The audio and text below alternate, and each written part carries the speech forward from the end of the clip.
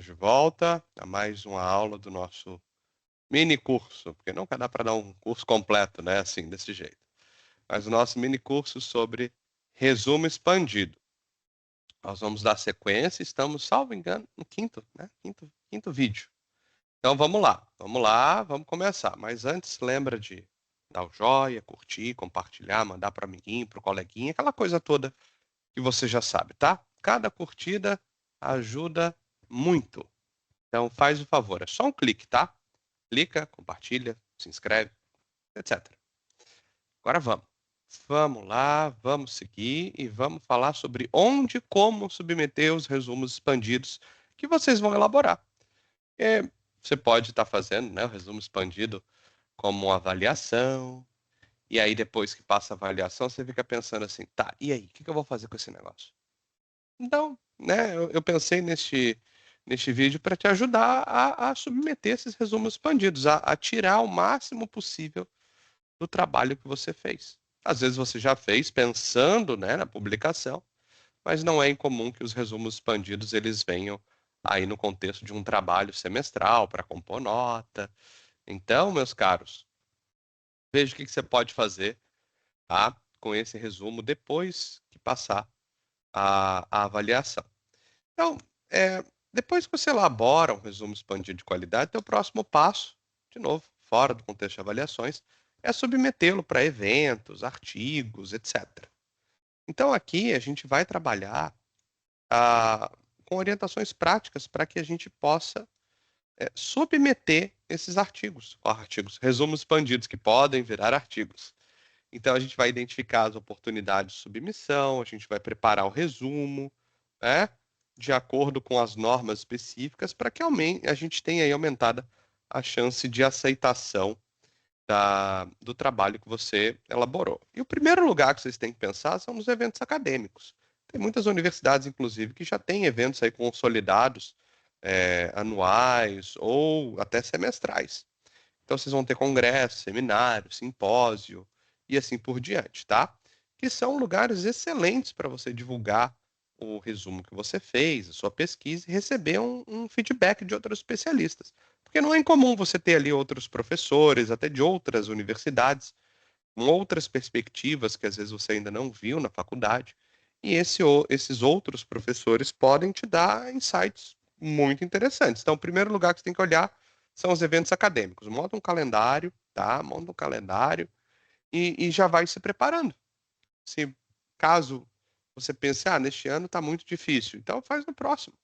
Já pensa no ano que vem, tá? Às vezes você tem um evento ainda no ano, dá para tentar. Às vezes você pode ter mais eventos no ano seguinte. Você está ali com um, dois, às vezes até três resumos expandidos, então você pode muito bem se planejar para submeter.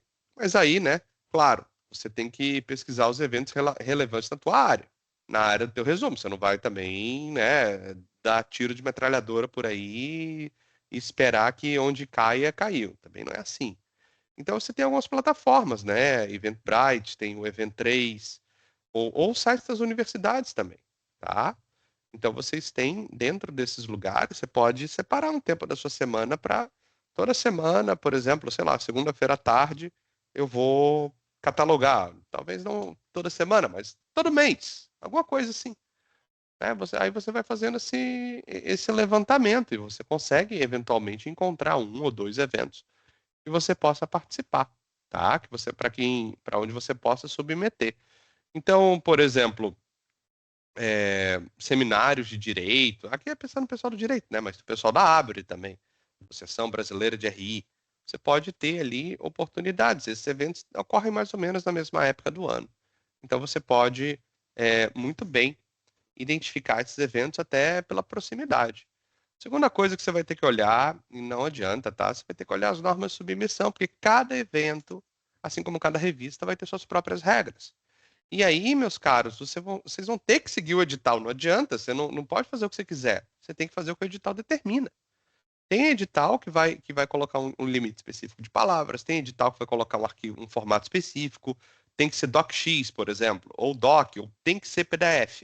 Aí o trabalho é mandado em qualquer outra coisa, menos naquilo que é solicitado, né? É muito comum, inclusive. E você vai ter as normas de citação. Você não vai poder citar o referencial do jeito que você quiser. Você vai ter que ver o que o edital determina. Pode ser a BNT, pode ser a APA, pode ser Chicago, né? Pode ser uma norma própria. E aí, depois que você faz isso, você vai ajustar o resumo. Você identificou essas regras, você vai ajustar o resumo expandido de acordo com as normas do evento. Então, se você tem um resumo expandido de 1.300 palavras, por exemplo, e ali você vai ter um limite de 1.000, 1.200, poxa, você vai ter que reduzir. Não adianta querer forçar a aprovação. Reduz. Ah, mas eu não sei onde eu reduzo. Você vai dar um jeito. Se você quiser submeter ali, você vai ter que dar um jeito. Não tem o que fazer, tá? Nada disso aqui você vai é, conseguir contornar, você vai dar um jeitinho. Para com esse negócio de jeitinho e faz do jeito que o edital manda, tá? E aí você vai submeter isso dentro do prazo estabelecido e acompanhar o processo de avaliação. Prestem atenção, tá? Porque muitas vezes esses lugares eles pedem, eles te mandam um e-mail de recebimento. Se você não recebeu depois de, sei lá, 2, 3, 4, 5 dias, ou no prazo estipulado no edital, porque o edital pode ter isso também, entre em contato, manda de novo, fala, ó, encaminha a mensagem, olha, eu enviei o trabalho dentro do prazo, conforme se vê aqui no e-mail abaixo, etc, etc. Gostaria da confirmação do recebimento do meu trabalho enviado tempestivamente. Até para você, tempestivamente é dentro do prazo, tá, gente?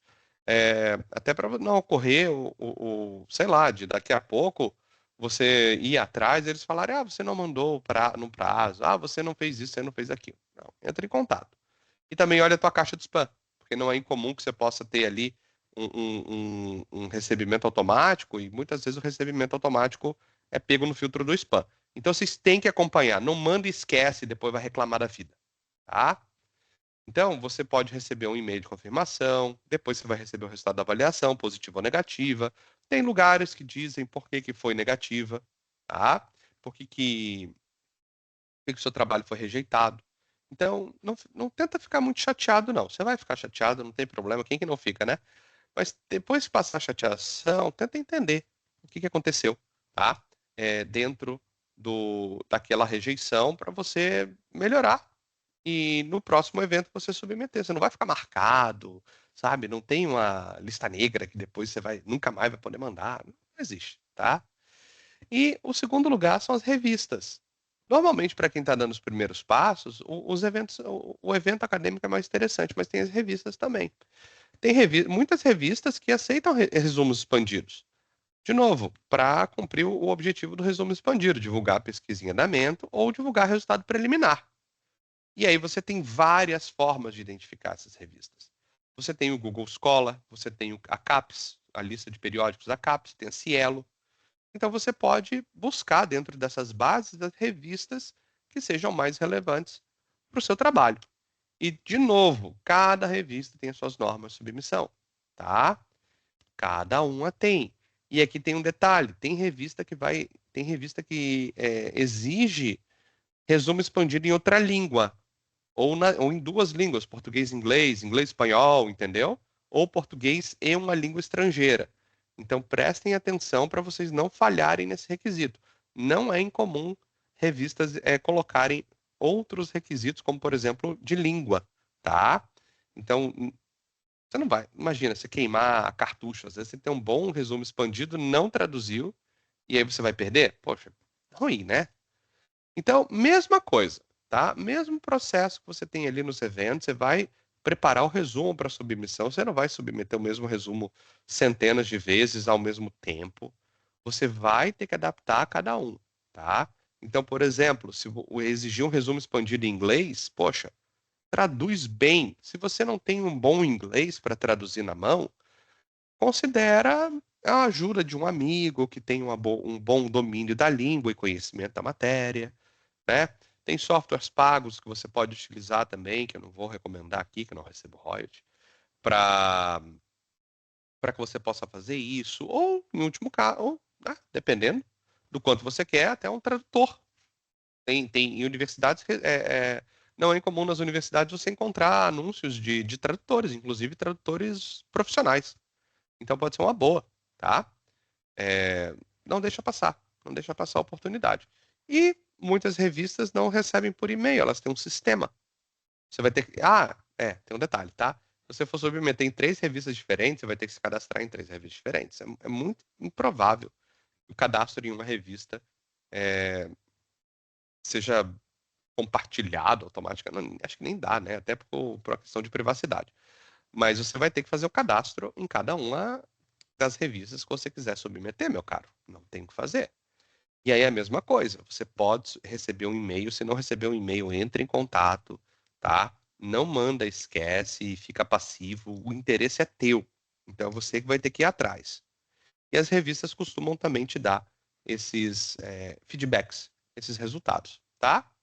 Outra forma que aí, né, você tem como alternativa são os repositórios institucionais das universidades, redes acadêmicas, que também, principalmente para aumentar a visibilidade, eu ia falar viabilidade, a visibilidade da tua pesquisa, tá? Então, tem universidades que têm repositórios específicos, que elas servem para armazenar ou divulgar trabalhos. Às vezes ela pode aceitar, claro, isso vai depender da tua universidade, tá? Aqui é mais local, assim, privilegia-se mais a prata da casa. Então vale a pena, dependendo da universidade que você, né, que você está estudando atualmente, ver se ela não tem um repositório para isso, tá? E aí você vai ter que olhar as normas, mesma coisa, norma de submissão, fazer o acompanhamento, mesma coisa, né? E aí você tem as redes acadêmicas também, o academia.edu, Edu, desculpa, a ResearchGate, né, o LinkedIn. Então vocês podem compartilhar, interagir com outros pesquisadores ali. Você cria um perfil, você publica o seu resumo. Pode não ter o mesmo impacto, né, a pontuação, por exemplo, de um resumo publicado num ambiente formal, né, num evento, num simpósio, numa revista. Mas dependendo do teu objetivo, né, visibilidade, por exemplo, o LinkedIn pode ser uma plataforma interessantíssima para você divulgar resultados, comentar resultados da sua pesquisa, entrar em redes de pesquisadores que tem rede de pesquisadores no LinkedIn, você pode entrar lá para conhecer o que está sendo estudado, conhecer novas pessoas, trocar ideias. Então pode ser uma forma muito boa, até para divulgar, olha, nossa, minha câmera entortou. É, eu estou feliz em compartilhar com vocês o artigo que eu publiquei, desculpa, o resumo expandido que eu publiquei na revista tal. Aí você coloca lá para as pessoas lerem, comentarem, entrarem em contato contigo, enfim. É um jeito muito interessante, tá, pessoal? Muito interessante. Vamos usar a rede social para coisa boa, né? Não ficar só vendo story, né, no Instagram e vídeo de gato, tá? Porque as plataformas digitais elas te dão uma visibilidade muito maior do que uma revista especializada. Tá? Então pode ser interessante. O teu trabalho pode ser acessado por muita gente. E um não anula o outro, entende? Você pode publicar na revista e jogar no LinkedIn, ó, feliz em ter, né, ter publicado meu resumo. Você vai ter um feedback rápido, as pessoas podem comentar mais rápido, podem compartilhar o seu trabalho. Então, chama mais atenção, tá? Nessas plataformas que eu mencionei. E outras também. Isso é só um rol exemplificativo, tá? Não são só essas 3. Mas são as 3 mais conhecidas. Então, você pode muito bem utilizar isso para aumentar a divulgação do teu trabalho, aumentar a visibilidade do teu trabalho. E aí, né, sempre tentando trazer umas dicas práticas. Deixa eu só tomar uma água, gente, que eu tô quase. A garganta seca, tem que cuidar do instrumento de trabalho, né? Então, primeira coisa que você tem que fazer com dica prática, a primeira dica prática que eu dou, né, para você ter aí aumentado a sua chance de publicação, é escolher o lugar certo. De novo, não saia atirando para tudo que é lugar, não saia aí, sabe, igual uma metralhadora atirando. Vai nos eventos e nas revistas que sejam relevantes para o seu tema de pesquisa. Então, olha o meu exemplo ali. Se você tem um artigo na área trabalhista, você não vai numa revista de direito penal. Se você tem um artigo sobre, é, sei lá, uma crítica à concepção construtivista no debate agente-estrutura nas organizações internacionais, cara, você não vai para uma revista de processo civil. Você vai numa revista que trate de debates teóricos na área das RIs. Entende? Eu sei que é muito óbvio isso. Às vezes você até pensa, vou passar o vídeo para frente. Mas, poxa, muitas vezes a gente acha que quantidade é melhor do que qualidade. E muitas vezes a gente pensa que submeter o mesmo resumo 15 vezes, sem qualquer critério, vai aumentar a tua chance de aceitação. Não vai. Não vai, você só vai perder tempo e vai se frustrar. Então, o ideal é você escolher o local, agora foi, o local correto, tá? E seguir as normas à risca, gente. Eu não devia estar falando isso, mas, bem, já foi, né? Poxa, tem limite de palavras? Segue o limite de palavras. Tem formato de arquivo? Manda naquele formato. Tem redação, tem forma de redação específica? Usa aquela redação. Não me estraga a vida e não reclama depois. Tem gente que fala, ai, meu trabalho não é aprovado, é perseguição. Não é. Às vezes você pode ter um bom trabalho, mas aí você vai morrer na praia, porque o teu trabalho não está bem formatado. Então você não quer fazer isso, você quer entregar a coisa correta, tá? E você vai revisar cuidadosamente o seu trabalho antes de submetê-lo, porque você vai ter que garantir que não há erros gramaticais, não há erro de formatação, não tem problemas de consistência, tá? E aí você usa o Grammarly, usa o corretor do Word ou o corretor da sua preferência para te ajudar nessa etapa, até porque a gente tem vício de linguagem. Todo mundo tem, eu tenho, você tem, isso é normal. Mas isso não pode aparecer num trabalho acadêmico. Exige-se do trabalho acadêmico um nível de escrita mais elevado. Então a gente tem que prestar atenção nisso, tá? Tem um detalhe aqui que alguns eventos ou revistas exigem, tá? Isso aqui é só se necessário, só se precisar, tá? Tem lugar que exige carta de submissão. Então você vai ter que explicar, na carta de submissão, você vai ter que explicar a relevância do trabalho. Ou o que quer que se exija na carta de submissão. Então preste atenção, porque tem lugar que exige isso aqui, tá?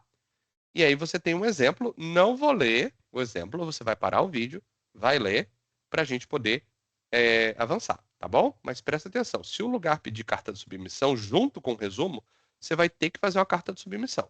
Não adianta, tá? Então, deu para perceber que submeter um resumo expandido é uma etapa crucial na divulgação da pesquisa e pode dar tanto trabalho quanto fazer o resumo em si, tá? Mas vai dar visibilidade para o seu trabalho e vai contribuir para o avanço do conhecimento na sua área.